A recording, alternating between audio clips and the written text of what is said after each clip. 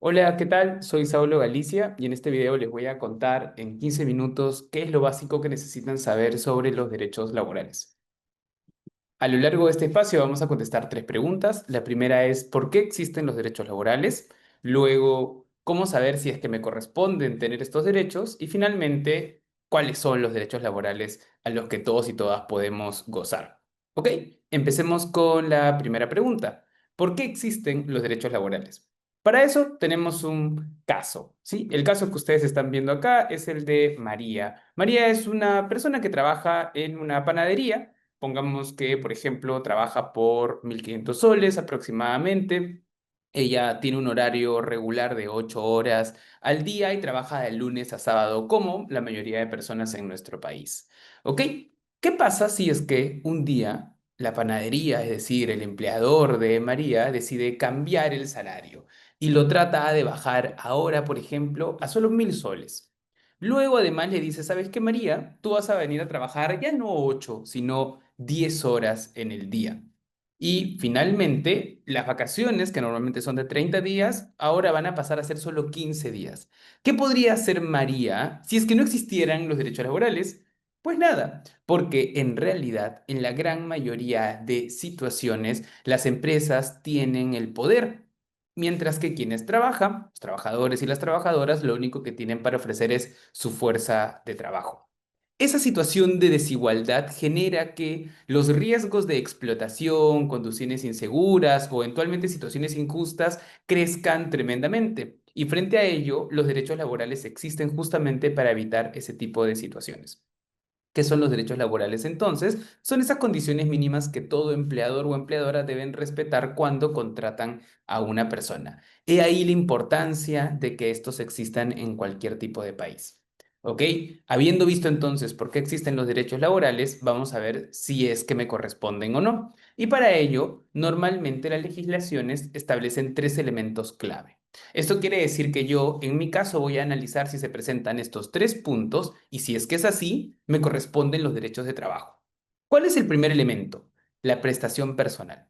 Esto significa que las labores que yo estoy haciendo, las tareas que desempeño, las hago yo mismo y no contrato o subcontrato a alguien más. Si un pintor se vale de, por ejemplo, subcontratar a otras personas para hacer el trabajo, no hay prestación personal.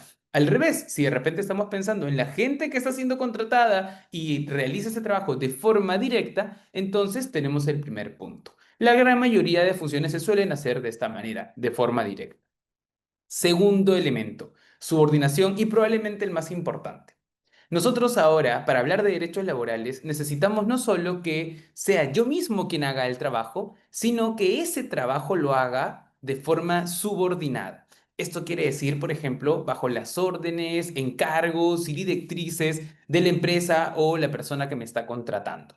Si yo de pronto, en realidad soy contratado eventualmente, no me dan directrices, no me dan órdenes, todo esto lo hago de forma autónoma, yo ahí soy solo un prestador de servicios y no soy un trabajador. Cuando más bien estas funciones las hago bajo una directriz, bajo un encargo fiscalizado, con la posibilidad de ser sancionado, entonces va surgiendo este punto y probablemente el más importante. Las funciones son dadas de forma subordinada y ahí donde hay una persona que trabaja de manera subordinada es un trabajador o trabajadora. El tercer elemento es la remuneración, y acá vamos a establecer una diferencia importante con otras actividades.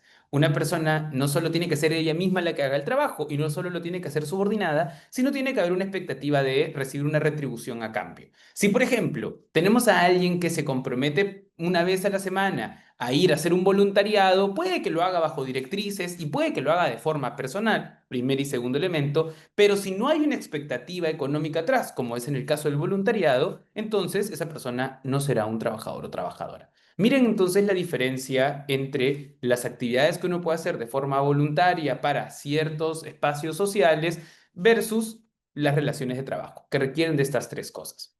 ¿De qué nos sirven estos tres elementos? Cuando nosotros no tenemos un contrato de trabajo y tenemos la sospecha de si deberíamos tener uno, hagámonos estas tres preguntas. ¿Yo hago la prestación personal?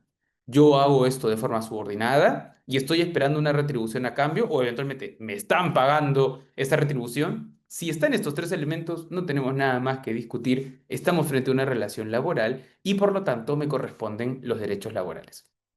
Tercera y última pregunta. ¿En qué consisten estos derechos laborales? ¿Ok? Empecemos por los que suelen ser denominados como los beneficios económicos.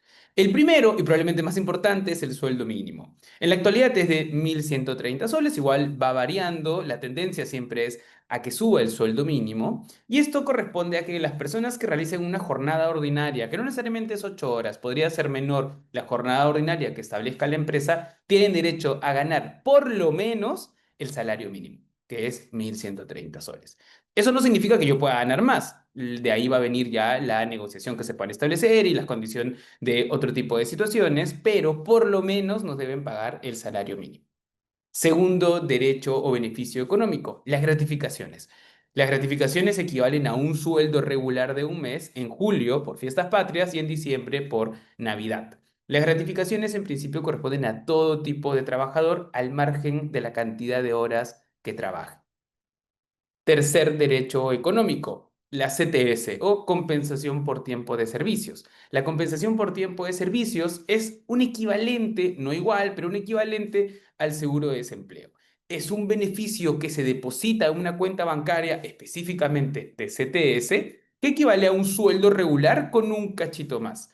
La mitad se deposita en mayo y la otra mitad se deposita en noviembre. ¿Por qué tiene que ser una cuenta bancaria? Porque en principio yo no debería poder disponer de la CTS.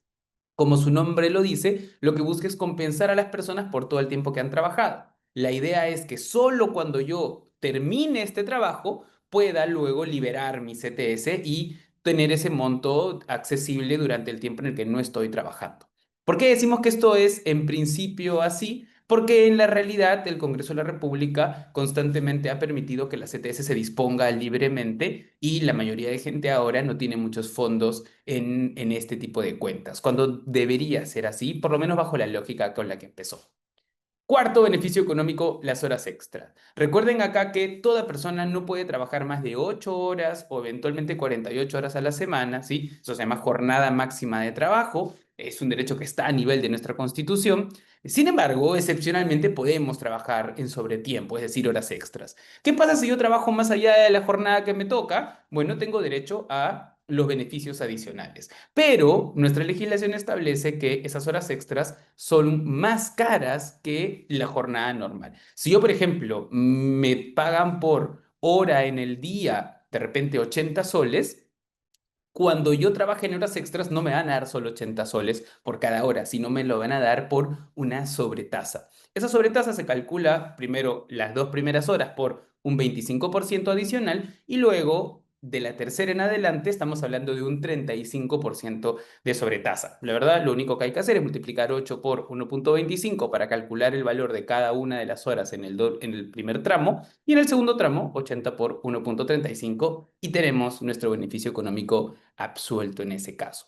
Como pueden ver, son varios los derechos que asisten a las personas que trabajan.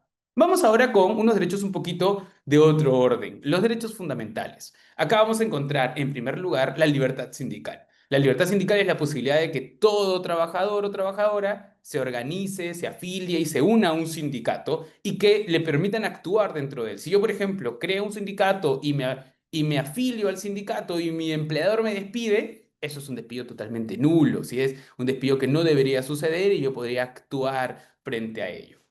Segundo tipo de derechos fundamentales, a la salud y a la seguridad. Y acá vamos a establecer una doble diferencia. Primero nos vamos a concentrar en la seguridad y salud frente a accidentes o enfermedades ocupacionales.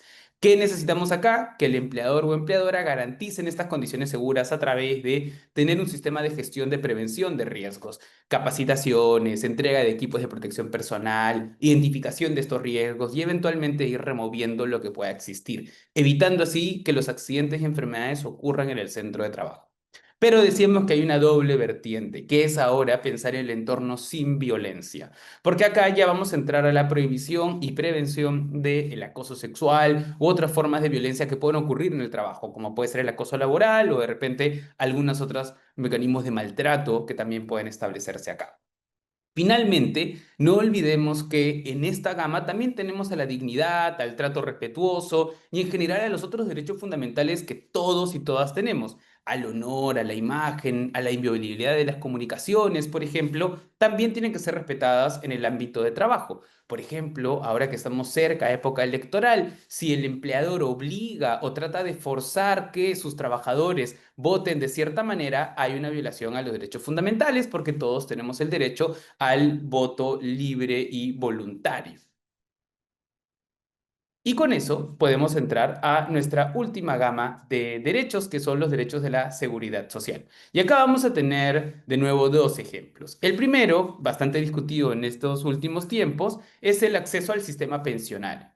Acá tenemos el sistema previsional, que puede ser público o privado. El caso privado es justamente el ejemplo de las AFPs. Y tenemos derecho a estar afiliados a este sistema. En este tipo de casos, nosotros, si eventualmente sufrimos una contingencia, como por ejemplo tenemos algún tipo de incapacidad para el trabajo o eventualmente fallecemos, se generarán justamente mecanismos de cobertura para las personas que estaban inscritas como nuestros derechohabientes.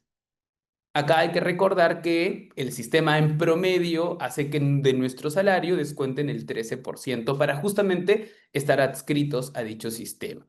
En el caso del Seguro Social de Salud, básicamente es el derecho a tener la cobertura de salud, no del SIS, sino de salud. Entonces, nosotros vamos a, eventualmente, una vez que trabajamos, vamos a estar adscritos ahora al Seguro Social de Salud y no solo nosotros, sino nuestros derechohabientes también tendrán acceso a la cobertura, atención, subvenciones que eventualmente genera este sistema y así la gama de prestaciones que da el Seguro Social de Salud en nuestro país llamado e-Salud.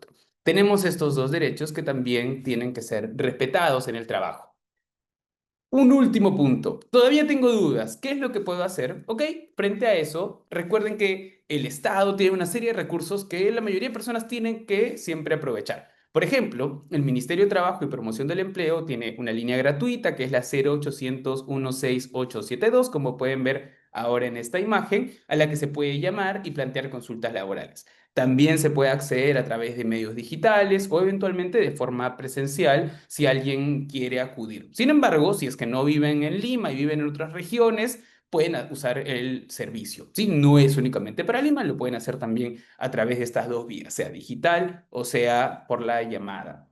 Eventualmente también existen otro tipo de mecanismos para poder acceder a ello. Nuestra recomendación al final es que no dejen de usarlos. Ok, y con todo eso hemos visto nuestros derechos laborales justamente de manera rápida, concreta. Quisiera agradecer a ParaF por la invitación para compartir con ustedes este espacio y espero que hayan encontrado esta información de mucha utilidad. Hasta otra oportunidad.